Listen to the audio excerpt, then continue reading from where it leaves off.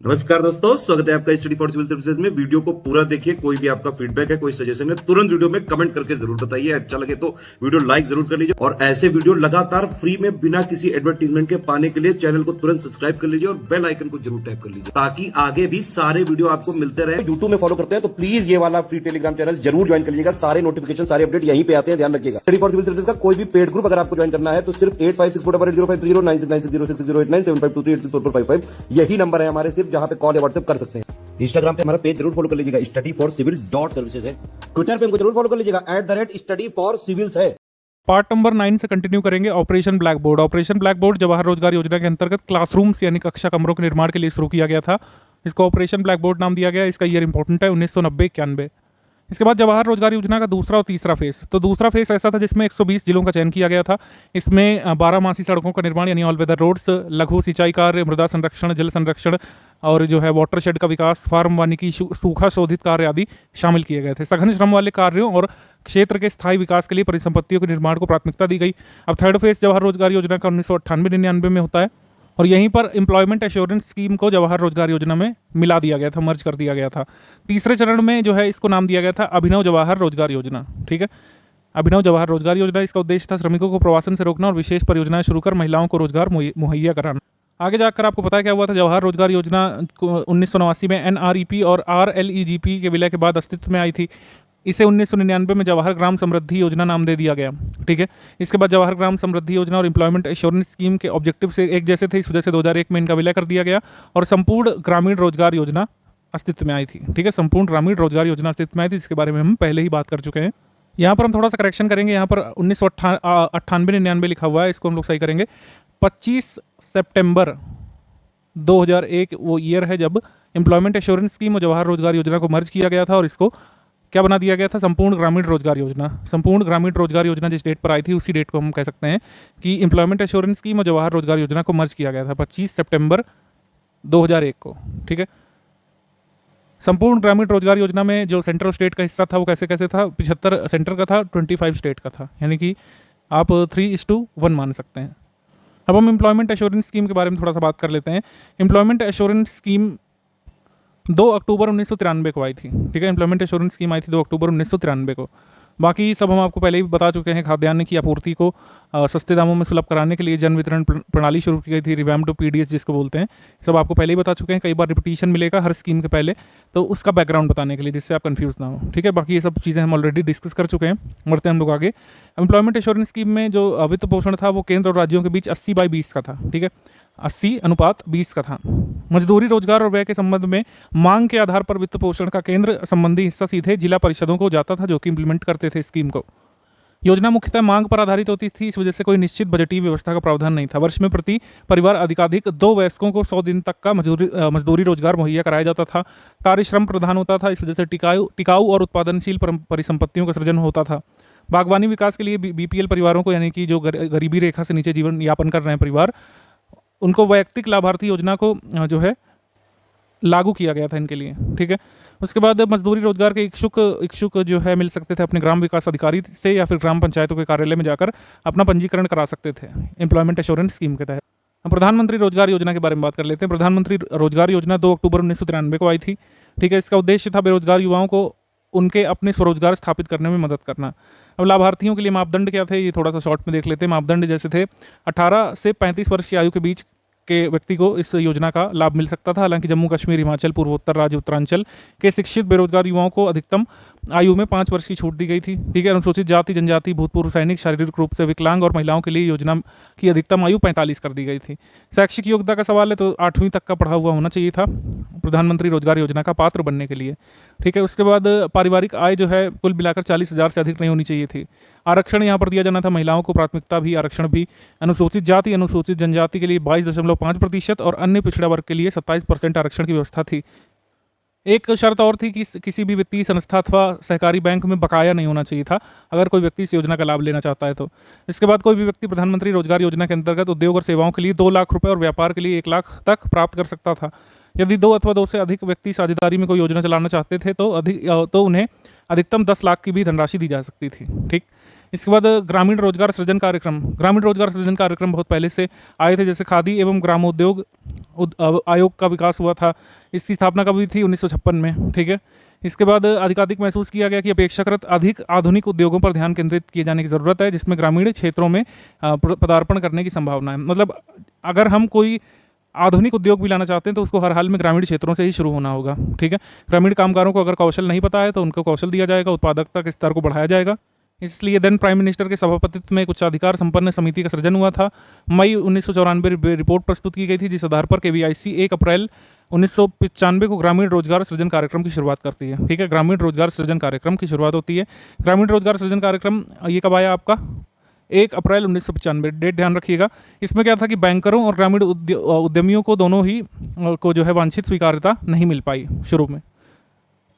तो ये कार्यक्रम शुरू में कह सकते हैं टेक ऑफ नहीं कर पाया कुछ सालों तक। फिर 2001 में खादी और ग्रामीण उद्योग क्षेत्र को मजबूत करने के लिए पंत समिति बनी और उन्होंने जो है अपनी रिपोर्ट सबमिट की। तब से ग्रामीण रोजगार सृजन कार्यक्रम का क्रियान्वयन थोड़ा सा आगे बढ़ा। इसके मुख्य उद्देश्य क्या थे? ग्रामीण क्षेत्रों में रोजगार सृजन करना, ग्रामीण बेरोजगारों में उद्यमिता के कौशल और प्रवृत्तियों का विकास करना, ग्रामीण औद्योगिकरण का लक्ष्य प्राप्त करना और ऋण के प्रवाह हेतु वित्तीय संस्थानों की भागीदारी को सुगम बनाना। लाभार्थी कौन हो सकते थे? इसके बहुत शॉर्ट में देख लेते हैं। लाभार्थी इसमें व्यक्ति यानी कि ग्रामीण दस्तकार उद्यमी भी हो सकता था, न्यास और आत्म सहायता समूह भी हो सकते थे, इंस्टीट्यूशंस भी हो सकते थे और कोऑपरेटिव सोसाइटीज़ भी हो सकती थी। आयु की कोई अधिकतम सीमा नहीं निर्धारित की गई थी। अधिकतम 25 लाख रुपए तक की परियोजनाओं हेतु जो है सहायता प्रदान की जा सकती थी इसके तहत।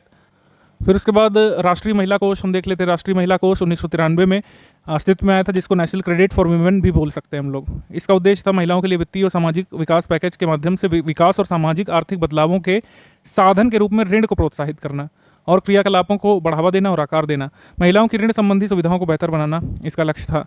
अनेक रोजगार क्रिएट करना और अन्य रोजगारों का सृजन करना, परिसंपत्तियों का निर्माण करना। राष्ट्रीय महिला कोष का प्रशासन 16 सदस्यों के एक संचालक मंडल के द्वारा होता है और मुख्य अधिशासी अधिकारी इसमें होता है। ठीक है। और बहुत ज़्यादा डीप में जाने की जरूरत नहीं है इसमें। विकास वित्त के कार्यक्रम जो और भी चले थे, जैसे नाबार्ड, सबसे पहले हम उसी की बात करेंगे, जो एक रिफाइनेंस इंस्टीट्यूट है। नाबार्ड का काम फाइनेंस करना नहीं, रिफाइनेंस करना है। ये बहुत जरूरी बात आप ध्यान रखिएगा। ठीक है। ये भूमि विकास बैंकों को पुनर्वित्त सहायता प्रदान करता है और सरकार प्रायोजित कार्यक्रमों के लिए भी वित्तीय सहायता के लिए पुनर्वित्त प्रदान करता है। पुनर्वित्त का मतलब कि ऋण देने वाले संस्थानों को वित्त देना। ठीक है। तो राष्ट्रीय कृषि और ग्रामीण विकास बैंक ग्रामीण क्षेत्रों में लघु उद्यमों को दीर्घकालिक धन और सहकारिता समितियों को मध्यम अवधि की आर्थिक सहायता प्रदान करता है, जिससे वे अपने सदस्यों को शेयर खरीदने के लिए पैसा दे सकें। नाबार्ड की स्थापना कब हुई थी? 1982 में। ठीक है। जुलाई 1982 में हुई थी। ये एक शीर्ष बैंक के रूप में भारत में ग्राम विकास हेतु वित्त उपलब्ध कराने हेतु नीतियाँ और कार्यक्रम और दृष्टिकोण भी तैयार करता है नाबार्ड। ठीक है। अब नाबार्ड की स्थापना जो है किस कमेटी की रिकमेंडेशंस पर हुई थी, उस कमेटी का नाम आप जल्दी से हमको कमेंट करके बताइए। फिर इसके बाद ग्रामीण अवसंरचना विकास कोष RIDF की परियोजनाएं आई थी। इसमें नियोजन और प्रबंधन में लोगों की भागीदारी सुनिश्चित करना एक महत्वपूर्ण इसका आयाम था। उसके बाद भारतीय औद्योगिक विकास बैंक IDBI की बात करें तो IDBI एक महत्वपूर्ण वित्तीय संस्था है। इसका गठन 1964 में संसद के एक अधिनियम द्वारा किया गया था। ठीक। उद्देश्य था नियोजन, संवर्धन, विकास और समन्वय। सिडबी का सूत्रपात हुआ था 1986 में IDBI के एक कोष के रूप में और 1990 में ये इसकी सब्सिडरी बन गई थी सिडबी। सिडबी राज्य के लघु उद्योग विकास निगमों को कच्चे माल हेतु लाइन ऑफ क्रेडिट और उद्यमियों को विपणन सहायता प्रदान करता है। ठीक है। और लघु उद्यमों के लिए एक वेंचर पूंजी कोष यानी वेंचर कैपिटल फंड भी सृजित किया हुआ है सिडबी ने। तो अगर आपसे पूछे कि वेंचर कैपिटल फंड जो है किससे एसोसिएटेड है, तो उसका आंसर हो जाएगा सिडबी। सिडबी का हेडक्वार्टर कहाँ पर है, जल्दी से आप कमेंट करके बताएंगे, क्योंकि एक UPG का भी पार्ट है तो आपको पता होना चाहिए। अब सिडबी के कुछ उद्योग कार्यक्रम हैं। उद्यमी प्रतिभाओं की क्षमता और सदुपयोग करके आत्म सक्षम अति लघु या लघु उद्यमों का विकास करना लक्ष्य है। तो इसके तहत कुछ योजनाएं आई थी, जैसे लघु क्रेडिट पहल, small industries foundation for micro credit, ये जनवरी 1999 में आया था। ये ध्यान रखना है आपको, बस इतना काफ़ी है। इसके बाद राष्ट्रीय अनुसूचित जाति वित्त और विकास निगम, इसकी स्थापना हुई थी 1989 में और इसकी विशेषता ये थी कि केवल विशेष परिस्थितियों से ग्रस्त व्यक्तियों और निम्न आय के परिवारों के सदस्यों को वित्तीय सहायता देते थे। जैसे अनुसूचित जाति के उन व्यक्तियों को ऋण और मुफ्त कौशल प्रशिक्षण देता था जिनके परिवार की आय बहुत ही कम थी, यानी 40,000 रुपये प्रति वर्ष से कम थी। इसके पीछे का उद्देश्य उद्यमिता विकास के माध्यम से गरीबी और कुल मिलाकर जो भी स्टिग्मा एसोसिएटेड है गरीबी से या फिर उनकी जाति से एसोसिएटेड, उसको दूर करना। उसके बाद ये कुछ सूखा प्रवण क्षेत्र विकास कार्यक्रम और मरुस्थल विकास कार्यक्रम आए थे 1970s में। इनको भी देख लेते हैं एक बार। बंजर, अर्ध बंजर, शुष्क, अर्ध आर्द्र श्रेणी में आने वाले देश के भूभागों को मरुस्थलीकरण की प्रक्रिया में कहा जाता है, या तो फिर मरुस्थल बन चुके होते हैं वो। शुष्क भूमि कृषि पर निर्भर सूखा प्रभावित क्षेत्र के रूप में इनको पहचाना गया है। सूखा बीजारोपण ऋतु की 50 प्रतिशत से अधिक समय अवधि में जो अल्पवृष्टि होती है उससे उत्पन्न हुए लंबे शुष्क मौसम को कहते हैं। भूमि की निरंतर ह्रासोन्मुखता, जल संसाधन की समाप्ति, फसलों के उत्पादन में होने वाली कमी, पशुधन मानव संसाधन की कमी, भूख कुपोषण, विपत्ति के समय मानव और पशुओं का एक दूसरे स्थान पर पलायन करना, ये सब सूखा क्षेत्र प्रभावित जो होता है उसकी विशेषताएं होती हैं। जब सूखा पड़ता है तो ये सब चीज़ें देखने को मिलती हैं। उसके बाद इसके उद्देश्य क्या है? इसका उद्देश्य है जल संभरण के आधार पर मिट्टी और नमी संरक्षण के उपायों द्वारा पारिस्थितिकी संतुलन को बनाए रखना। विकास कार्यक्रमों का लक्ष्य पंचायती राज संस्थाओं के माध्यम से ग्रामीण क्षेत्रों में जल संभरण परियोजना के अंतर्गत आर्थिक विकास गतिविधियों की योजना क्रियान्वयन, प्रबंधन और ग्रामीण समुदायों को इसमें शामिल करना। अब संभरण क्या है ये भी आगे बताएंगे आपको। उससे पहले सूखा प्रभावित क्षेत्र कार्यक्रम जो है ये कब आया था? ये आया था 1970 में। ठीक है, 1970 में रूरल वर्क्स प्रोग्राम के अंतर्गत ये आया था और सूखा प्रभावित क्षेत्रों की दुर्दशा को घटाने के उद्देश्य से शुरू किया गया था। 5वीं पंचवर्षीय योजना की समीक्षा के दौरान 1971-72 में जो ग्रामीण कार्यक्रम जो है उसमें संशोधन करके 1973-74 में सूखा क्षेत्र कार्यक्रम अलग से शुरू किया गया था। तो अगर हमसे पूछें कि desert prone area enhancement programme या डेवलपमेंट प्रोग्राम कब आया था? ये DPEP तो ये आया था 1974 में, 1973-74 में ऑफिशियली। हालांकि एकदम से शुरुआत कब हुई? तो रूरल वर्क्स प्रोग्राम से शुरुआत मानी जा सकती है इसमें। इसके बाद सूखा प्रभावित क्षेत्र कार्यक्रम 5वीं पंचवर्षीय योजना के दौरान डॉक्टर BS मिन्हास, जो उस समय तत्कालीन योजना आयोग के अध्यक्ष थे, इनकी अध्यक्षता में एक टास्क फोर्स बनाई गई थी। उसके तहत समेकित क्षेत्र विकास की कार्यनीति और दृष्टिकोण को अपनाया गया था इस सूखा प्रभावित क्षेत्र कार्यक्रम के तहत। तो doctor BS Minhas task force ने कहा कि भूमि, जल, पशुधन और मानव संसाधन के संरक्षण, विकास और उपयोग पर कृषि का समर्थ तरीकों से समेकित विकास किया जाना चाहिए। ग्रामीण समाज के कमजोर वर्गों के लिए अधिक स्थायी आय और रोजगार उपलब्ध कराना चाहिए। इसके बाद मरुस्थल विकास कार्यक्रम जो है डेजर्ट डेवलपमेंट प्रोग्राम, ये राष्ट्रीय कृषि आयोग की 1974 में प्रस्तुत अंतरिम रिपोर्ट की सिफारिशों के आधार पर वनीकरण और पशुधन के विकास पर केंद्रित कार्यक्रमों के क्रियान्वयन के लिए जो मतलब रिकमेंडेशन आई थी उसके तहत शुरू किया गया था। उसके बाद इसे राजस्थान, गुजरात, हरियाणा के गर्म मरुस्थलीय क्षेत्रों और जम्मू कश्मीर और हिमाचल प्रदेश के ठंडे मरुस्थलीय क्षेत्रों में साथ साथ चलाया गया था डेजर्ट डेवलपमेंट प्रोग्राम को। ठीक है, बंजर भूमि के लिए सरकार ने क्या क्या प्रयास किए हैं उसमें सबसे पहले देखें तो पर्यावरण और वन मंत्रालय के अधीन 1985 में जो राष्ट्रीय बंजर भूमि विकास बोर्ड का सृजन किया गया था। 1992 में बंजर भूमि के विकास के लिए इस बोर्ड का भार ग्रामीण विकास मंत्रालय को दे दिया था और अलग से एक विभाग बंजर भूमि विकास विभाग निर्मित किया गया। ठीक है, इसके बाद 1999 अप्रैल में बंजर भूमि विकास विभाग के नाम का परिवर्तन कर इसे भू संसाधन विभाग का नाम दिया गया। ठीक है, और राष्ट्रीय स्तर पर भू संसाधन विकास के लिए इसे नोडल एजेंसी बना दिया गया। फिर उसके बाद समेकित बंजर भूमि विकास कार्यक्रम का क्रियान्वयन 1989-90 तक पर्यावरण एवं वन मंत्रालय के राष्ट्रीय बंजर भूमि विकास बोर्ड के तहत किया गया था। जुलाई 1992 में इसे ग्रामीण विकास मंत्रालय के अधीन कर दिया गया था। किसको? समेकित बंजर भूमि विकास कार्यक्रम को। बंजर भूमि की परिभाषा के बारे में बात करें तो योजना आयोग ने 1987 में एक टास्क फोर्स बनाई थी। उन्होंने कहा था ऐसी अवक्रमित भूमि यानी कि डिग्रेडेड लैंड सुसंगत प्रयासों से जिसकी पुनः वनस्पति आच्छादन योग्य बनाया जा सकता हो। ठीक है, मतलब ऐसी डिग्रेडेड लैंड जिसे अगर हम प्रयास करें तो वापस उसमें वनस्पति उगा सकते हो और अभी बहुत कम उपयोग जिसका हुआ हो और उपयुक्त जल प्रबंधन और मृदा प्रबंधन के अभाव अथवा प्राकृतिक कारणों से जो कुल मिलाकर डिग्रेड हो रही है उसे बंजर भूमि कहा गया था। यानी कि ऐसी अवक्रमित भूमि है जहाँ पर अगर प्रयास करें, ये सब चीज़ें करें, हम मृदा प्रबंधन करें, जल प्रबंधन करें तो उसे वापस से हम यूजेबल लैंड बना सकते हैं। ठीक है, तो व्यापक रूप से अवक्रमण के कारण क्या बताए गए थे? यानी कि लैंड डिग्रेड होने के कारण नाजुक पारिस्थितिकी तंत्र और जैव दबाव का बढ़ना। ठीक है, प्रबंधन का अभाव, उसमें जो है साझा संपत्ति और संसाधनों का प्रबंध करने वाली विभिन्न संस्थाओं का नष्ट हो जाना, जनसंख्या का दबाव और अनियोजित शहरीकरण और ग्रामीण गरीबी, ये सब कारण थे कि लैंड डिग्रेड हो रही थी। कार्यक्रम के लिए दिशा निर्देश और मार्गदर्शक सिद्धांत अप्रैल 1993 में ग्रामीण विकास मंत्रालय के अंतर्गत CH हनुमंतराव, जो पूर्व सदस्य थे योजना आयोग की कृषि संबंधी जो मतलब डिपार्टमेंट था उसमें जो थे, उनकी अध्यक्षता में एक उच्च स्तरीय समिति का सृजन किया गया। इस समिति का उद्देश्य केंद्रीय सेक्टर क्षेत्र विकास कार्यक्रम जो चल रहे थे जैसे कि सूखा उन्मुक्त क्षेत्र कार्यक्रम और स्थल विकास कार्यक्रम, इसकी समीक्षा करना था। ठीक है, तो मतलब ये इन कार्यक्रमों की समीक्षा किसने की थी? प्रोफेसर CH हनुमंतराव ने। जल संभरण क्या है? जल संभरण का मतलब है कि ये एक भूजलीय इकाई है। ठीक है, इसमें वर्षा जल बहकर एक सामान्य स्थान पर आता है। जल संभरण के ऊंचे तिरछे किनारे इसकी परिसीमा बनाते हैं जो घाटी या सपाट भूमि की ओर जो है ढलुआ होते हैं, यानी कि यहाँ पर स्लैंट होते हैं। वर्षा का जल इसी भूजलीय क्षेत्र में गिरकर छोटी धाराओं, नालियों से बहते हुए संभरण के मुख्य प्राकृतिक बहाव तंत्र जो कि सामान्यतः नदी होती है इसमें बहता है। इसके बाद आ जाते हैं सामाजिक वानिकी और संयुक्त वन प्रबंधन पर, जॉइंट फॉरेस्ट मैनेजमेंट और सोशल फॉरेस्ट्री।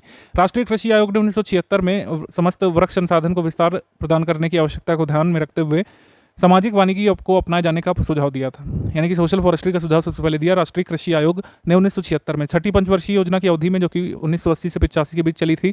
इसमें केंद्र प्रायोजित ग्रामीण ईंधन लकड़ी बागानों समेत सामाजिक वानिकी योजना चलाई गई थी और इसका उद्देश्य था फॉरेस्ट कवर को बढ़ाना, वनीकरण गतिविधियों को विस्तार देना। सामाजिक वानिकी और पारिस्थितिकी पुनर्वास केंद्र उत्तर प्रदेश के प्रयागराज में है। ये थोड़ा सा स्टैटिक फैक्ट मैंने खुद से जोड़ा है, इसको जरूर ध्यान रखिएगा आप। सामाजिक वानिकी के प्रकार कौन कौन से हैं? एक फार्म वानिकी है, एक शस्य वानिकी है और एक समवेत वानिकी है। इसमें छोटा छोटा आपको पता होना चाहिए। जैसे फार्म वानिकी क्या है कि जिस फार्म में खेती करता है किसान अपने चक में, अपने जो है खेत में, अपनी जोत में, तो वहीं पर वृक्ष लगाने लगे, ठीक है, तो वन उत्पादों की बाजार को मांग को पूरा भी किया जा सकता है और पारिस्थितिकी तंत्र भी बना रहेगा। शस्य वानिकी में क्या होता है कि कृषि वानिकी भूमि का प्रयोग ऐसी योजना है ये जिसमें कृषि फसलों के साथ साथ वन वृक्षों को भी उगाया जाता है किनारे किनारे पर, यानी कि फसल भी उगाई जाती है और वृक्ष भी उगाए जाते हैं किनारे किनारे पर। फार्म वानिकी में क्या होता है कि अपने एक जोत में जो है निजी चकों में या फार्म में किसान जो है वृक्ष लगाता है, वृक्ष लगाने के लिए प्रोत्साहित किया जाता है। ऐसा जरूरी नहीं है कि उस फार्म में खेती भी होती है, लेकिन शस्य वानिकी में यही होता है कि कृषि फसलों के साथ साथ वनों को उगाया जाता है और किनारे किनारे पेड़ लगाए जाते हैं।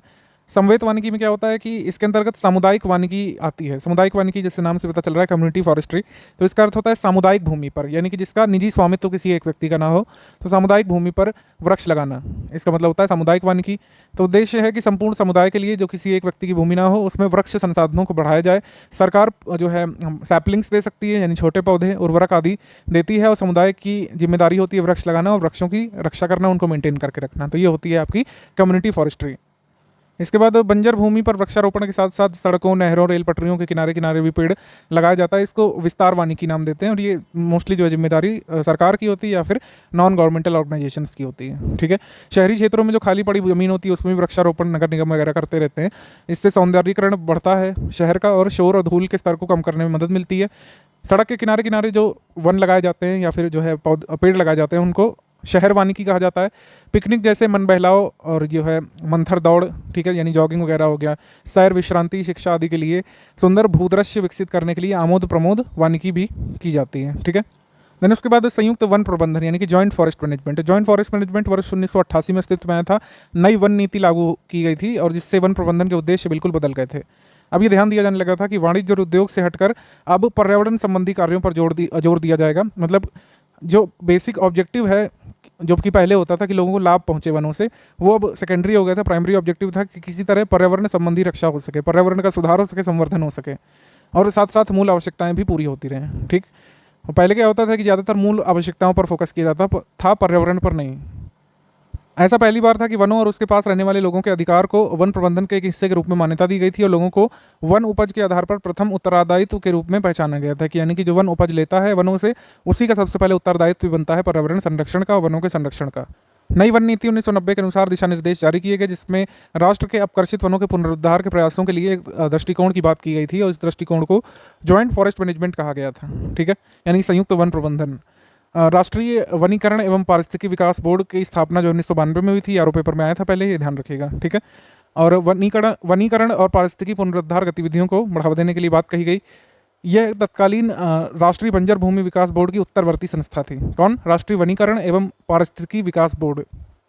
अब ग्रामीण विकास के लिए विज्ञान प्रौद्योगिकियों की बात कर लें तो ज़्यादा कोई बहुत पुरानी स्कीम्स अवेलेबल नहीं है। स्कीम्स इस समय आ रही हैं ग्रामीण विकास में विज्ञान प्रौद्योगिकी को शामिल करने वाली। जब नई स्कीम्स बताएंगे तब बताएंगे। दो इंपॉर्टेंट है, जैसे कि स्टार्ड है यानी कि ग्रामीण विकास हेतु विज्ञान प्रौद्योगिकी अनुप्रयोग, इसको STARD बोल सकते हैं।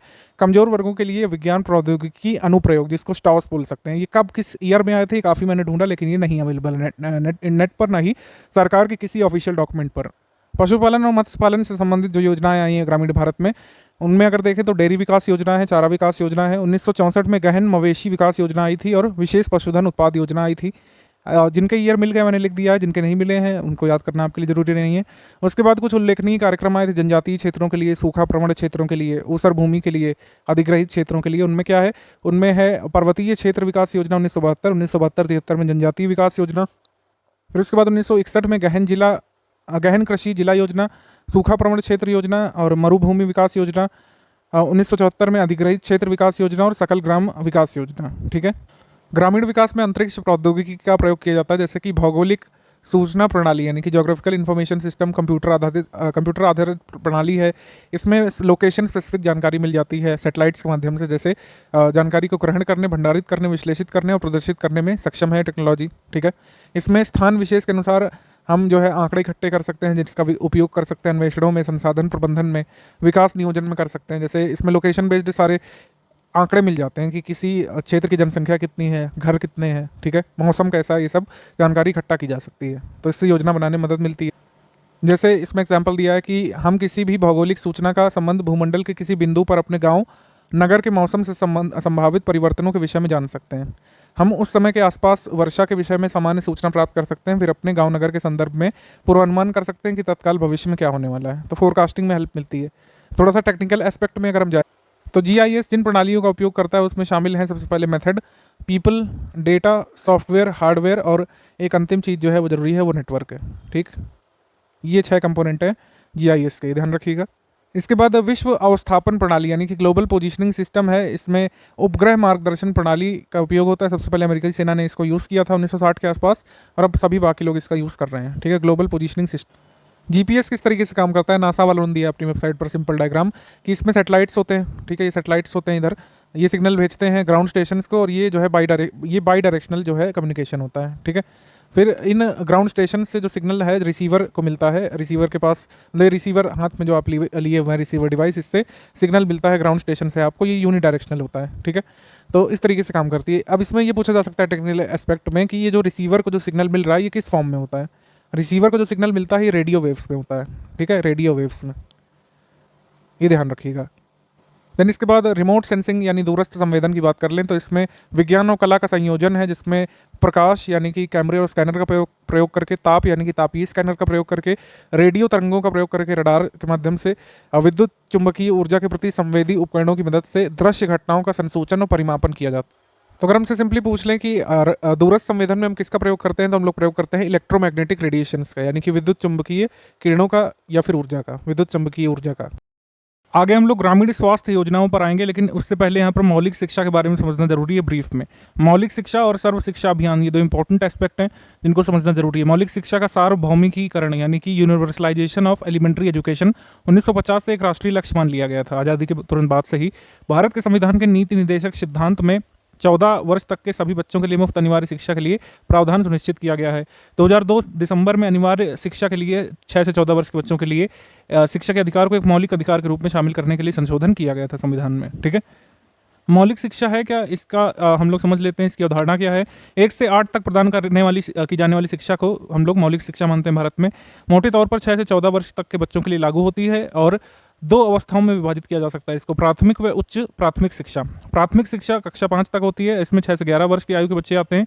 उच्च प्राथमिक शिक्षा में 6 से 8 क्लास तक के बच्चे आते हैं, या फिर 11 से 14 वर्ष तक के बच्चे आते हैं। ठीक है, ये राष्ट्रीय तस्वीर है, किसी स्टेट में 1-2 साल का अंतर भी हो सकता है। ठीक है, कुछ राज्यों में प्राथमिक शिक्षा जो है कक्षा 6 तक मानी जाती है, जबकि कुछ में उच्च प्राथमिक शिक्षा केवल कक्षा 7 तक ही मानी जाती है। तो एक मोटा मोटा ये आइडिया है। अब शिक्षा से संबंधित कुछ आयोग आए थे, जैसे 1964 में जो आयोग आया था वो भारत में शिक्षा के लिए 6वां आयोग था। उससे पहले आयोग कौन से आए थे, भारतीय शिक्षा आयोग 1882 में, जिसमें स्कूली शिक्षा पर कार्य किया गया था। उसके बाद भारतीय विश्वविद्यालय आयोग आया था 1902 में, जिसने 1857 में 3 विश्वविद्यालयों की स्थापना करवाई थी, बम्बई, कलकत्ता, मद्रास में, और उच्च शिक्षा के विकास का पुनरावलोकन किया था। भारतीय विश्वविद्यालय को पुनर्संगठित करने की अनुशंसा की थी इस आयोग ने।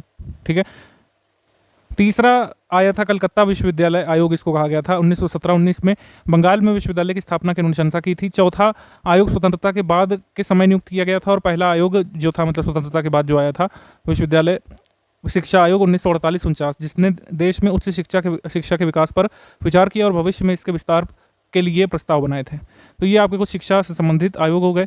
उसके बाद शिक्षा पर राष्ट्रीय नीति, अभी आपको पता है शिक्षा पर राष्ट्रीय नीति नहीं आई है 2020 में, लेकिन अभी भी हमारे यहाँ पर जो है 1986 वाले प्रावधान 1968 वाले अभी भी काम कर रहे हैं। पॉलिसी ड्राफ्ट की गई है, उसमें संकल्पना बदल दी गई है 10+2+3 वाली, और उसमें काफ़ी परिवर्तन किए गए हैं। लेकिन फिलहाल के लिए हम शिक्षा पर जो राष्ट्रीय नीति पहले की थी उनका देखेंगे एक बार ब्रीफ में। शिक्षा पर राष्ट्रीय नीति 1968 आई थी। इसमें राष्ट्रीय उन्नति, सामान्य नागरिकता, संस्कृति की भावना और राष्ट्रीय एकता को मजबूत करने के प्रोत्साहन पर अपना लक्ष्य केंद्रित किया था। इसने शिक्षा व्यवस्था में क्रांतिकारी पुनर्निर्माण और सभी स्तरों पर गुणवत्ता में सुधार पर बल दिया था, और विज्ञान और प्रौद्योगिकी और नैतिक मूल्यों को उत्पन्न करने पर सर्वोच्च ध्यान दिया। 1986 में नीति निर्माण की प्रक्रिया कई वजहों से अद्वितीय थी। 1986 की नीति अलग इसलिए थी क्योंकि शिक्षा की चुनौती नामक एक दस्तावेज का सृजन किया गया था, जिसके माध्यम से विभिन्न क्षेत्रों के सम्मुख जो समस्याएं हैं उनका विस्तृत वर्णन और निरीक्षण किया जा सका था। शिक्षा पर राष्ट्रीय नीति 1986 जो आई थी उसमें प्रमुख मुद्दे ये थे कि एक राष्ट्रीय व्यवस्था की संकल्पना की जाए जो प्रदत्त स्तर पर सभी छात्र जो जिस भी जाति, धर्म, स्थान या लिंग का हो उसको बिना भेदभाव के एक तुलनात्मक गुणवत्ता की शिक्षा मिल सके, ठीक है, और उचित वित्त पोषित विकास कार्यक्रमों को शुरुआत किए जाने की बात कही गई थी। शिक्षा की राष्ट्रीय व्यवस्था में एक सामान्य शैक्षणिक संरचना की संकल्पना की जाती है। देश के सभी हिस्सों में 10+2+3 की अवधारणा विकसित की गई थी, यानी कि हाई स्कूल, फिर +2 यानी इंटर, फिर 3 साल का ग्रेजुएशन कोर्स मिनिमम जो होता है, इस हिसाब से संचालन होता था और अभी भी फिलहाल हो रहा है। अभी नई शिक्षा नीति आ चुकी है, लेकिन इसमें 10+2+3 वाले में अभी कोई आमूलचूल परिवर्तन नहीं किया गया है। जोमटिन में शिक्षा पर विश्व सम्मेलन हुआ था। इसमें कई कार्यक्रम और परियोजनाएं सभी के लिए शिक्षा के प्रमुख लक्ष्य को प्राप्त करने के लिए प्रारंभ की गई थी। जोमटिन में 1990 राष्ट्रीय साक्षरता मिशन की बात कर लें तो मई 1988 में इस उद्देश्य के साथ शुरू किया गया कि 75% साक्षरता यानी लिटरेसी अचीव कर ली जाएगी। इस लक्ष्य को प्राप्त करने के लिए अडल्ट एजुकेशन पर भी जोर दिया गया था, यानी 15 से 35 वर्ष की आयु समूह को एक न्यूनतम या फिर कह सकते हैं कार्य योग्य साक्षरता प्रदान करना। कार्य योग्य साक्षरता स्तर के अंतर्गत राष्ट्रीय एकता, पर्यावरण संरक्षण, महिला समानता आदि के मूल्यों को भी सिखाना शामिल किया गया था। इसके बाद पोषण समर्थन का राष्ट्रीय कार्यक्रम। तो पोषण समर्थन का राष्ट्रीय कार्यक्रम जो है इसको सामान्यतः मध्याह्न भोजन योजना के नाम से जाना जाता है और अब इसको पीएम पोषण योजना के नाम से जाना जाएगा, ठीक। इसके बाद जिला प्राथमिक शिक्षा कार्यक्रम के बारे में बात कर लें, शुरू किया गया था 1994 में। यहीं से उद्भव होता है सर्व शिक्षा अभियान का। सर्व शिक्षा अभियान के रूट्स जो है यहीं से पड़े थे जब जिला प्राथमिक शिक्षा कार्यक्रम शुरू किया गया था। प्राथमिक शिक्षा के सार्वभौमिकरण यानी कि यूनिवर्सलाइजेशन को प्राप्त करने के लिए ये प्रमुख प्रयास था। इसमें जो है सीखने की क्षमता, लिंग भेद व क्षेत्रीय विषमताओं और सामाजिक रूप से शोषित वर्गों के बीच विषमताओं को कम करने का दृष्टिकोण शामिल किया गया था। अब मौलिक शिक्षा के लिए राष्ट्रीय मिशन यानी कि सर्व शिक्षा अभियान कैसे आया। 1998 में राज्य के शिक्षा मंत्रियों के सम्मेलन में तय हुआ कि सार्वभौमिक मौलिक शिक्षा के लक्ष्य को प्राप्त करने के लिए एक दृष्टिकोण को अपनाया जाएगा और एक निश्चित समय सीमा के भीतर मिशन चलाकर इन सभी लक्ष्यों को प्राप्त किया जाएगा।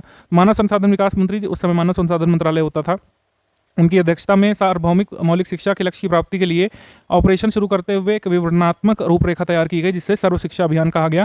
सर्व शिक्षा अभियान कब आया था अगर पूछे तो वर्ष 2001 में, लेकिन इसकी रूट्स कहाँ से शुरू हुई थी? जिला प्राथमिक शिक्षा कार्यक्रम से ही, जो कि 1994 में शुरू हो गया था, ठीक। तो सर्व शिक्षा अभियान सार्वभौमिक मौलिक शिक्षा का पहला राष्ट्रीय कार्यक्रम था और इस समिति की अनुशंसा पर हुआ था जो है जिसकी अध्यक्षता की थी उस समय के मानव संसाधन मंत्री ने। सर्व शिक्षा अभियान के विशिष्ट उद्देश्य क्या है? 2003 तक सभी बच्चों को स्कूल या वैकल्पिक स्कूल भेजना, ठीक। 2007 तक बच्चों की 5 वर्ष की प्राथमिक शिक्षा पूरी हो जाए भारत के सभी बच्चों की। 2010 तक भारत के सभी बच्चों को 8 वर्ष तक की स्कूली शिक्षा मिल जाए, ये लक्ष्य रखा गया। ये एक छत्रप कार्यक्रम यानी कि अम्ब्रेला स्कीम या अम्ब्रेला प्रोग्राम कह सकते हैं। इसके अंतर्गत कई सारी परियोजनाएं और स्कीम मिला दी गई थी पहले की जो चल रही थी, जिनके ऑब्जेक्टिव समान थे, और नई स्कीम भी इसी के अंतर्गत शुरू की गई। इनका लक्ष्य माध्यमिक शिक्षा को विकास करना था, माध्यमिक शिक्षा का विकास करना था। शिक्षा और विकास कार्यक्रमों को आपस में मिक्स कर दिया गया था, जिससे रोजगार सृजन, भोजन के लिए कार्य, कुटीर उद्योग को प्रोत्साहित करना, जीवन की गुणवत्ता बढ़ाने संबंधित कार्यक्रम भी साथ ही साथ इसमें काम करने लगे थे सर्व शिक्षा अभियान के साथ। अब ग्रामीण आवास संबंधी कार्यक्रमों में हम देखेंगे सबसे पहले तो नाम आएगा आपका इंदिरा आवास योजना का। इंदिरा आवास योजना के बारे में बात कर चुके हैं कि जब भूमिहीन रोजगार प्रत्याभूति कार्यक्रम आया था अप्रैल 1989 में, ठीक है। इंदिरा आवास योजना जो कि 1985-86 में आई थी, इसी का भाग बन गई थी। फिर RLEGP जब जवाहर रोजगार योजना का भाग बनी तो इंदिरा आवास योजना जवाहर रोजगार योजना का भाग बन गई। जनवरी 1996 में स्वतंत्र रूप से शुरू हुई इंदिरा आवास योजना। सभी के लिए आवास उपलब्ध करवाना इसका लक्ष्य था, क्योंकि शुरू में सिर्फ अनुसूचित जनजाति बंधुआ श्रमिकों के लिए ये इंदिरा आवास योजना शुरू की गई थी, लेकिन फिर इसमें अन्य श्रेणी के भी गरीबी रेखा से नीचे जीवन यापन करने वाले परिवारों को भी लाभ देने का लक्ष्य रखा गया था जनवरी 1996 से, ठीक है। इस उद्देश्य की प्राप्ति के लिए ग्रामीण आवास की कई योजनाएं शुरू की गई, जैसे इंदिरा आवास योजना, प्रधानमंत्री ग्रामोदय योजना, जिसके बारे में भी हमने बात की। इंदिरा आवास योजना में हमने बाकी सब चीज़ें आपको बता दिया है, ठीक है। उसके बाद ग्रामोदय योजना में के बारे में भी हमने बता दिया है आपको। उद्देश्य भी आपको क्लियर है, गरीबी रेखा से नीचे आने वाले लोगों को आवास उपलब्ध करवाना, जिसमें अनुसूचित जनजाति और अनुसूचित जाति, बंधुआ मजदूर, ग्रामीण क्षेत्र में रह रहे और भी लोग शामिल किए जाएंगे। इसके बाद स्वास्थ्य पर बात कर लेते हैं। गरीबी और स्वास्थ्य कैसे एसोसिएटेड हैं, ये एक बनी बात है, ठीक है। स्वास्थ्य का संबंध किससे है? स्वास्थ्य का संबंध आप जिस पर्यावरण में रहते हैं वहाँ से है, आपकी अपब्रिंगिंग से संबंधित है। अनुवांशिक गुण भी होता है स्वास्थ्य, अनुवांशिक जो आपकी संरचना है उससे भी स्वास्थ्य एसोसिएटेड है, क्योंकि अनुवांशिक रोग जिनको होते हैं, कई बार आप बहुत अच्छे पर्यावरण में रहते हैं, बहुत अच्छे समाज में रहते हैं, लेकिन अनुवांशिक रूप से ही कुछ दिक्कतें होती हैं। उसके अलावा समाज और आर्थिक कारक भी बहुत महत्वपूर्ण होता है। जहाँ जिन देशों की आर्थिक दशा कमजोर होती है वहाँ पर कई सारे रोगों की व्याप्ति देखी गई है। जिनका जीडीपी बहुत अच्छा होता है वहाँ पर रोगों की संख्या या बीमार होने वाले लोगों की संख्या कम देखी गई है। कह सकते हैं संचारी रोगों की संख्या कम देखी गई है विकसित देशों में। ठीक है, गरीबी को परिभाषित करना कठिन है, लेकिन फिर भी मात्र धन की कमी नहीं है। एक ऐसी स्थिति है जिसमें व्यक्ति का पूरा जीवन, भोजन, कपड़े, घर, शिक्षा, स्वास्थ्य, पारिवारिक जीवन आदि अभिलाषाएं जो है प्रभावित होती हैं गरीबी से। अभी चार्ट एकदम दिया हुआ है जो स्पष्ट करता है कि उत्पादकता निम्न होती है तो बीमारी लोग में आ जाती है, स्वास्थ्य खराब होता है। ठीक है, एक्चुअली यहाँ से हम शुरू करते हैं। निम्न उत्पादकता होती है तो गरीबी होती है। ठीक है, गरीबी होती है तो अपर्याप्त पोषण होता है, स्वच्छता की खराब स्थितियाँ होती हैं, मादक द्रव्य का दुष्प्रयोग देखने को मिलता है गरीबी वाले एरियाज़ में, फिर बीमारी बढ़ती है, स्वास्थ्य खराब होता है, फिर उत्पादकता कम हो जाती है स्वास्थ्य खराब होने से, फिर गरीबी आ जाती है, फिर गरीबी से मतलब ये गरीबी का कुचक्र है जो स्वास्थ्य को और जीवन की गुणवत्ता को प्रभावित करता है, यहाँ पर बताया गया है। इसके बाद गरीबी की स्थिति में क्या होता है कि व्यक्ति को उनके लिए जो पोषण स्तर जरूरी होता है वो नहीं मिल पाता, आश्रय संबंधी आवश्यकताओं से उन्हें वंचित होना पड़ता है, स्वच्छता की खराब स्थिति होती है और ऐसे में कई सारी बीमारियां उन्हें घेर लेती हैं। ठीक है, और जब गरीबी होती है तो अपराध, हिंसा, नशीली वस्तुओं का सेवन आदि भी आपको देखने को मिलता है गरीबी से व्याप्त क्षेत्रों में, और ऐसे ही निम्न उत्पादकता फिर हो जाती है। उल्लेखनीय है कि ग्रामीण क्षेत्रों में संक्रामक रोग जो है पहले ज़्यादा पाए जाते थे, अभी भी कुछ ग्रामीण क्षेत्रों में संक्रामक रोग काफ़ी ज़्यादा हैं। कई ऐसी संक्रामक बीमारी जिनको आसानी से रोका जा सकता है, लेकिन उपलब्धता नहीं होने के कारण कई लोगों की मृत्यु होती रही है। चेचक का उन्मूलन हो चुका है। अकाल, बाढ़ और अन्य प्राकृतिक आपदाओं से होने वाली मृत्यु में फिलहाल कमी आई है। हैजा और मलेरिया जैसी बीमारियों में कमी तो देखी गई है, लेकिन और प्रयास करने की जरूरत है। टीकाकरण से सुरक्षा प्रदान की जा रही है गाँवों में। पुरुषों की अपेक्षा महिलाओं में बीमारी और मृत्यु दर अभी भी अधिक बनी हुई है। बच्चियों की की जाने वाली उपेक्षा से लगातार जो सेक्स रेशियो गिरता जा रहा है और महिलाओं में कुपोषण की स्थिति बनी हुई है। भारत में स्वास्थ्य सेवाओं का उद्भव कैसे हुआ इसको देख लेते हैं हम लोग थोड़ा सा। ग्रामीण भारत की स्वास्थ्य स्थिति को जानने के लिए हमको स्वास्थ्य सुरक्षा सेवाओं की वर्तमान उपलब्धता और इसके विकास के बारे में जानना जरूरी है। एकदम शुरू से शुरू करते हैं आज़ादी से। 1947 में स्वतंत्रता मिली। स्वास्थ्य की स्थिति संसार की सबसे निम्नतम हुआ करती थी उस समय जब अंग्रेज छोड़ करके गए थे। इसके बाद स्वास्थ्य सर्वेक्षण और विकास समिति का सृजन किया गया, जिसको भोर समिति बोलते हैं। इसने अपनी रिपोर्ट जो है करीब 1946 में दे दी थी। ठीक है, और इससे भारत में स्वास्थ्य सेवा प्रणाली का जो भी मतलब स्ट्रक्चर है उससे हमको पता चलता है। इस रिपोर्ट का मूल सिद्धांत यह था कि कोई भी व्यक्ति भुगतान में असमर्थता के आधार पर पर्याप्त चिकित्सा संबंधी सुरक्षा से वंचित नहीं किया जाना चाहिए। यानी कि अगर व्यक्ति के पास पैसा नहीं है तो ऐसा बिल्कुल भी स्टेट ना करे कि उसका इलाज ना हो। ठीक है, इलाज की कमी से उसे मरना नहीं चाहिए, भले ही वो उसका भुगतान करने में सक्षम हो या फिर नहीं। तो यहीं से अवधारणा शुरू होती है कि स्वास्थ्य की जिम्मेदारी भी स्टेट की है। ठीक है, यानी सरकार की है, देश की सरकार की है अपने लोगों को स्वास्थ्य सुरक्षा उपलब्ध करवाना। निवारक कार्यों पर विशेष जोर दिया जाना चाहिए, ग्रामीण जनता पर ध्यान केंद्रित किया जाना चाहिए। ये सब कहा गया भोर समिति में। सबसे छोटी स्वास्थ्य इकाई को प्राथमिक स्वास्थ्य इकाई नाम दिया गया, जिसमें करीब 10 से 30 हज़ार लोगों को सेवा प्रदान करने की व्यवस्था होनी चाहिए। और इसमें कहा गया इस रिपोर्ट में कि 70 बेड होने चाहिए और 6 चिकित्सक कम से कम होने चाहिए। प्रथम पंचवर्षीय योजना ने स्वास्थ्य सर्वेक्षण समिति की सलाह को स्वीकार किया और प्रथम प्राथमिक स्वास्थ्य केंद्र की स्थापना अक्टूबर 1952 में सामुदायिक विकास कार्यक्रम के एक अंग के रूप में की गई। ठीक है, ग्रामीण क्षेत्रों में बहुविकास करना लक्ष्य था। अब प्राथमिक स्वास्थ्य केंद्र का प्रमुख कार्य उपचार, रोकथाम और उन्नति की स्वास्थ्य सेवाओं के साथ एकीकृत दृष्टिकोण के अंतर्गत इन चीज़ों को उपलब्ध करवाना था, जैसे कि चिकित्सा सुविधाएं लोगों को, और संक्रामक रोगों की रोकथाम करना, माँ और बच्चे का स्वास्थ्य का देखभाल करना, महत्वपूर्ण आंकड़ों को इकट्ठा करना, जल आपूर्ति और स्वच्छ वातावरण की सुरक्षा प्रदान करना, स्कूल में स्वास्थ्य कार्यक्रम का परिचालन करना और परिवार नियोजन सेवाएं उपलब्ध करवाना, जो कि थोड़े 1-2 साल बाद जोड़ दी गई थी इसी में। संक्रामक रोगों से काफ़ी मृत्यु होती थी भारत में शुरुआती वर्षों में स्वतंत्रता में। उसके बाद कई सारे कार्यक्रम चलाए गए थे जिनके बारे में अभी आगे देखें, जैसे मलेरिया नियंत्रण कार्यक्रम, कोढ़ नियंत्रण कार्यक्रम और नेत्रहीनता के लिए कार्यक्रम, आयोडीन डेफिशिएंसी से निपटने के लिए कार्यक्रम, ये सब अभी आगे देखेंगे हम। परिवार नियोजन कार्यक्रम एक शीर्ष कार्यक्रम था जो पहली पंचवर्षीय योजना से ही शुरू हो गया था। इसके बाद एक और कमेटी बनाई गई थी, स्वास्थ्य सर्वेक्षण और योजना समिति, जिसको मुदलियार समिति कहा जा रहा था। इसकी नियुक्ति स्वास्थ्य सेवाओं के विकास की सहायता और समीक्षा करने के लिए की गई थी। इसने अपनी रिपोर्ट 1961 में प्रस्तुत की, जिसके अनुसार प्राथमिक स्वास्थ्य सुरक्षा की जो संकल्पना थी पहले की जो रिपोर्ट आई थी उससे बहुत कुछ हट के कहा गया। इसमें और भी बृहद स्तर पर चेंजेस की जाने की बात कही गई थी। तो 1970 के दशक के प्रारंभ में विभिन्न विशेष कार्यक्रम शुरू किए गए, जिससे जो पैंडेमिक वगैरह महामारी और बाकी चीज़ें हुई थी और समाजशास्त्र संबंधी अनेक अध्ययन किए गए कि किस तरीके से कार्यक्रमों को लागू किया जाएगा। 1973 में सरकार की बहुउद्देशीय कर्मचारियों वाली एक योजना बनाई गई थी कि एकीकृत स्वास्थ्य और परिवार नियोजन सेवाओं के प्रावधान किए जाएंगे, जिसमें रोल होगा बहुउद्देशीय कर्मचारियों का।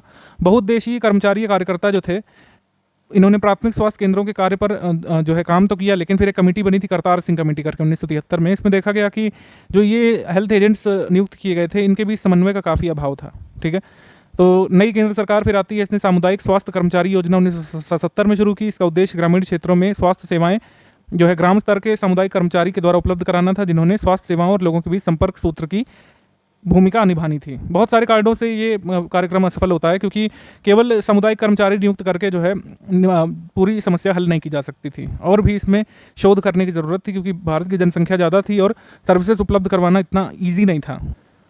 1974 से 79 के बीच स्वीकार किया गया कि स्वास्थ्य सेवाएं शहरी क्षेत्रों में ग्रामीण क्षेत्रों की कीमत पर विस्तृत की गई थी। यानी कि शहरी क्षेत्रों में तो स्वास्थ्य सेवाएं बढ़ाई गई, लेकिन कमी कहाँ की गई, ग्रामीण क्षेत्रों में। तो इसमें एकीकृत स्वास्थ्य सेवाएं, परिवार नियोजन सेवाएं, पोषक खाद्य पदार्थों के पैकेज की सुविधा न्यूनतम आवश्यकता कार्यक्रम के तहत उपलब्ध कराने का फिर उद्देश्य रखा गया कि अब बेसिक नीड प्रोग्राम आ गया, तो इसी के अंतर्गत स्वास्थ्य सेवाओं का संवर्धन किया जाएगा। फिर महसूस किया गया कि स्वास्थ्य सुरक्षा के लिए एकीकृत दृष्टिकोण अपनाने की आवश्यकता है। ठीक है, कई योजनाएं नहीं काम करेंगी, इंटीग्रेटेड अप्रोच से ही हेल्थ सर्विसेज भारत में इंप्रूव की जा सकती। तो यहीं से प्राथमिक स्वास्थ्य सुरक्षा की अवधारणा का उदय होता है कि प्राइमरी हेल्थ सिक्योरिटी आखिर है क्या, जो भारत को प्रोवाइड करवाने की ज़रूरत है। ग्रामीण भारत की आधारभूत स्वास्थ्य आवश्यकताओं का ध्यान रखना था। इसमें 1978 में अल्माटी घोषणा पत्र, जिसमें सभी के लिए 2000 तक स्वास्थ्य, ये जो घोषणा पत्र था, इस पर भारत ने भी हस्ताक्षर किए, और यहीं से फिर प्राथमिक स्वास्थ्य सुरक्षा को स्वास्थ्य सुरक्षा व्यवस्था के केंद्र के रूप में देखा गया। यानी कि प्राइमरी हेल्थ सिक्योरिटी एक ऑब्जेक्टिव होना चाहिए, फोकस होना चाहिए किसी भी तरीके से, अगर हेल्थ सिक्योरिटी की स्कीम्स भारत में इंप्लीमेंट की जाएंगी आगे। तो प्राथमिक स्वास्थ्य सुरक्षा में ये बातें आती हैं। प्राथमिक स्वास्थ्य सुरक्षा में उन्नति, निवारण, उपचार, पुनर्वास की सुविधाएं उपलब्ध हों, स्थानीय बीमारियों की रोकथाम और नियंत्रण पर प्रावधान किए जाएं, मूल स्वच्छता संबंधी सुविधाएं और स्वच्छ जल की पर्याप्त आपूर्ति की जाए सभी क्षेत्रों में, चाहे शहर हो या गांव, खाद्य आपूर्ति की जाए और पोषण सेवाओं की उन्नति की जाए, परिवार नियोजन सेवाएं चली रही थी, माँ और बच्चों की स्वास्थ्य सुरक्षा पर ध्यान दिया जाए, आवश्यक दवाइयों का प्रबंध किया जाए, टीके से रोके जा सकने वाले रोगों के लिए टीकाकरण किया जाए, और स्वास्थ्य संबंधी समस्याओं और उनके निवारण के लिए भविष्य में स्वास्थ्य शिक्षा संबंधी जो है उपादान किए जाएं। मतलब कि स्वास्थ्य संबंधी समस्याओं और उनके निवारण के बारे में लोगों को बताया जाए कि वो कैसे ठीक रह सकते हैं, इसमें अवेयरनेस भी क्रिएट की जाए। 1983 में छठी पंचवर्षीय योजना के दौरान नेशनल हेल्थ पॉलिसी आई थी। लेटेस्ट नेशनल हेल्थ पॉलिसी कौन सी आई, आप जल्दी से कमेंट करके बताएंगे। 1983 में जो पॉलिसी आई थी, इसमें आवश्यकता के अनुरूप सार्वजनिक व्यापक प्राथमिक स्वास्थ्य सुरक्षा को उचित मूल्य पर उपलब्ध कराने की आवश्यकता को अंडरलाइन किया गया, यानी इस पर जो है फोकस किए जाने की बात कही गई। 7वीं पंचवर्षीय योजना में ग्रामीण स्वास्थ्य सुरक्षा पर विशेष जोर दिया गया। इसमें निम्नलिखित की स्थापना का प्रावधान किया गया। तो मैदानी एरिया में यानी प्लेन रीजन में 5000 और आदिवासी और पहाड़ी क्षेत्रों में 3000 तक की जनसंख्या के लिए एक उप केंद्र होगा। ठीक है, सब सेंटर। मैदानों में 30,000 और आदिवासी और पहाड़ी क्षेत्रों में 20,000 तक की जनसंख्या के लिए एक प्राथमिक स्वास्थ्य केंद्र होगा, प्राइमरी हेल्थ सेंटर यानी पीएमसी। फिर 1 लाख जनसंख्या यानी एक प्रखंड के लिए एक कम्युनिटी हेल्थ सेंटर होगा। ये प्रावधान 7वीं पंचवर्षीय योजना में किए गए थे, ध्यान रखिएगा। और इसके बाद स्वास्थ्य सुरक्षा कार्यक्रम कई सारे चलाए गए, ठीक है, जिसमें कई सारे रोग नियंत्रण कार्यक्रम थे, जैसे राष्ट्रीय टीबी नियंत्रण कार्यक्रम, राष्ट्रीय यक्ष्मा नियंत्रण कार्यक्रम 1962 में शुरू किया गया था कि जितना हो सके उतनी जांच की जाए टीबी के मरीजों की। प्रारंभ में कार्यक्रम प्राथमिक स्वास्थ्य सुरक्षा के साथ राज्यों में बुनियादी तौर पर जुड़ा हुआ था। उसी समय WHO ने 1993 में टीबी को वैश्विक आपातकाल घोषित किया था। WHO ने 6 रोग की यानी टीबी की चिकित्सा के लिए प्रत्यक्ष प्रेक्षित थेरेपी छोटा कोर्स यानी कि dots, directly observed short course शुरू किया था, जो सीधे तौर पर लिए जाने वाली छोटी अवधि के उपचार की स्थापना थी। मतलब छोटा सा कोर्स था गोली खाने वाला, और WHO ने इसको शुरू किया था कि इसी से टीबी ठीक हो सकता है। इसको डॉट्स बोला जाता है, और सभी देशों से इस डॉट्स कोर्स को अपने यहाँ पर चलाए जाने की सिफारिश की थी। भारत सरकार ने वर्ष 1993 में NTP को संशोधित करके राष्ट्रीय टीबी नियंत्रण कार्यक्रम को शुरू किया। ठीक है, तो नेशनल टीबी कंट्रोल प्रोग्राम की जगह अब राष्ट्रीय टीबी नियंत्रण कार्यक्रम शुरू हो चुका था। पहले भारत क्या चलाता था, NTP यानी कि नेशनल ट्यूबरकुलोसिस प्रोग्राम। अब आ गया था राष्ट्रीय टीबी नियंत्रण कार्यक्रम। कब से, 1993 से। ठीक है, डॉट्स की आधिकारिक तौर पर शुरुआत वर्ष 1997 में हुई थी भारत में। ठीक है, और इस पूरे डॉट्स कार्यक्रम को 2005 तक पूरे देश में कवर कर लिया गया था। वर्ष 1978 में BCG टीकाकरण को टीकाकरण विस्तारित कार्यक्रम के अंतर्गत स्थानांतरित कर दिया गया था। इसके बाद राष्ट्रीय नेत्रहीनता नियंत्रण कार्यक्रम 1976 में आया था, और 2000 तक नेत्रहीनता की स्थिति में कमी जो लानी थी उस पर ये फोकस किया गया था। ठीक है, राष्ट्रीय कुष्ठ रोग या फिर कोढ़ नियंत्रण कार्यक्रम। राष्ट्रीय कोढ़ नियंत्रण कार्यक्रम आया था 1955 से। ठीक है, फिर उच्च प्रभावकारी उपचार की उपलब्धता के कारण इस कार्यक्रम को 1983 में राष्ट्रीय कुष्ठ रोग उन्मूलन कार्यक्रम के रूप में पुनर्गठित किया गया था। तो अगर राष्ट्रीय कुष्ठ रोग उन्मूलन कार्यक्रम पूछे तो 1983 होगा, अगर राष्ट्रीय कोढ़ नियंत्रण कार्यक्रम पूछे तो 1955 होगा। राष्ट्रीय मलेरिया उन्मूलन कार्यक्रम की बात कर लें तो ये मतलब सबसे बड़ा कार्यक्रम हम लोग कह सकते हैं, किसी भी एक कम्युनिकेबल डिसीज़ के लिए भारत ने चलाया था। ठीक है, देश में मलेरिया के नियंत्रण के लिए 1953 में संगठित कार्यक्रम आयोजित किया गया था। 1979 में इसका नाम बदल करके राष्ट्रीय मलेरिया निरोधक कार्यक्रम रख दिया गया था। देन इसके बाद राष्ट्रीय फाइलेरिया नियंत्रण कार्यक्रम, फाइलेरिया से निपटने के लिए जो भी टेक्निकल एस्पेक्ट में प्रयास किए जाते हैं, जैसे मच्छरों के प्रजनन पर नियंत्रण किया जाता है, जैव क्रिया पर नियंत्रण के लिए डिंबभक्षी मछली का पालन किया जाता है, परजीवी निरोध उपायों को इसमें शामिल किया गया था। 1997 से 7 राज्यों के 13 जिलों में फाइलेरिया रोधक दवा जो है DEC की खुराक दिए जाने वाला कार्यक्रम शुरू किया गया था। तो राष्ट्रीय फाइलेरिया नियंत्रण कार्यक्रम सबसे पहले कब आया था? 1955 में। ठीक है। राष्ट्रीय आयोडीन न्यूनता विकार का नियंत्रण कार्यक्रम यानी कि आयोडीन डेफिशिएंसी से निपटने के लिए 1962 में शुरू किया गया था पूरे देश के सभी जिलों में। ठीक है, जिससे आयोडीन न्यूनता की स्थिति को 10% से नीचे रखा जाए। उसके बाद राष्ट्रीय एड्स नियंत्रण कार्यक्रम 1992 में इसका पहला चरण शुरू किया गया था। अब कई फेजेस इसके आ चुके हैं और अभी भी ये चल रहा है। ठीक है। राष्ट्रीय मानसिक स्वास्थ्य कार्यक्रम 1982 में आया था और इसका उद्देश्य था मानसिक बीमारियों के जल्दी निदान करने का और उपचार हेतु सेवाएं उपलब्ध कराने का। ठीक है। और परिवार कल्याण सेवाएं जैसे आई थी, भारत पहला देश है जिसने राष्ट्रीय स्तर पर परिवार नियोजन कार्यक्रमों को सरकारी तौर पर लागू किया था।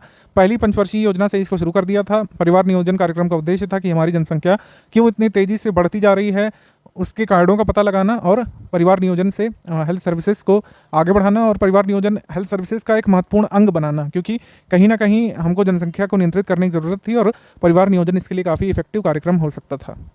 प्रजनन और शिशु स्वास्थ्य कार्यक्रम कब शुरू हुआ था? तो जनसंख्या और विकास पर अंतर्राष्ट्रीय सभा 1994 में जो केरो मिस्र में हुई थी, इसमें जो सुझाव दिए गए थे उसके आधार पर भारत सरकार ने प्रजनन और शिशु स्वास्थ्य कार्यक्रम शुरू किया था, RCH, 15 अगस्त 1997 में। इसमें क्या शामिल था? इसमें शामिल था प्रजनन शक्ति, माँ और शिशु के स्वास्थ्य और स्त्री और पुरुष के प्रजनन स्वास्थ्य का एकीकरण करना। ठीक है, मतलब कहीं ना कहीं इसमें सभी एस्पेक्ट पर विचार किया जाना शामिल था जो बर्थ दिए जाने से पहले चाइल्ड को जरूरी थे, उन एस्पेक्ट पर विचार करना। इसकी अवधारणा विकसित की गई थी। मतलब कुल मिलाकर जो जैसे पहले होता था, आपने सुना ही होगा कि लोगों के जो है 4-4, 5-5, 6-6 बच्चे होते थे, बच्चों के होने में कोई गैप नहीं दिया जाता था, कोई भी जो साइंटिफिक एस्पेक्ट और जो हेल्थ एस्पेक्ट है उन पर विचार नहीं किया जाता था। इस वजह से मातृ मृत्यु दर काफ़ी बढ़ती जा रही थी। तो इन सब चीज़ों को एकीकृत ढंग से देखने की ज़रूरत थी कि जो स्त्री है, जो माँ बनने वाली, उसकी प्रजनन शक्ति कितनी है, उसका स्वास्थ्य का स्तर कितना है।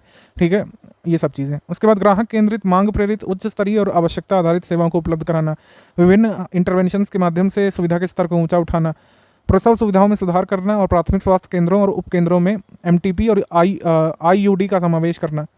MTP का मतलब हो गया मेडिकल टर्मिनेशन ऑफ प्रेगनेंसी। ठीक है, और IUD यानी इंट्रा यूट्रिन डिवाइसेस। फिर कार्यक्रम का उद्देश्य मुख्यतः जनसंख्या के कमजोर हिस्सों के लिए स्वास्थ्य सेवाओं की उपलब्धता में सुधार करना था। गैर सरकारी संगठनों और स्वैच्छिक संगठनों की संलिप्तता को उत्साहित करना, स्वागत करना। तो कुल मिलाकर NGOs को भी इस कार्यक्रम में शामिल करने का लक्ष्य रखा गया था।